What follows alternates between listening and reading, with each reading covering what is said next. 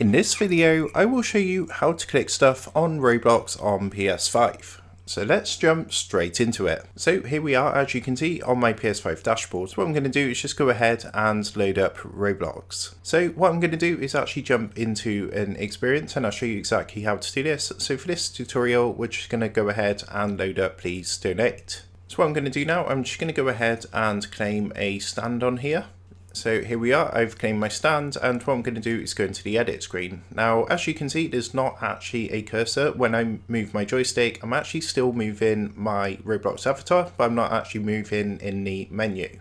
Now, to go ahead and do this, what you're going to want to do is use the trackpad on your controller. So that's basically the big button in the middle of your controller.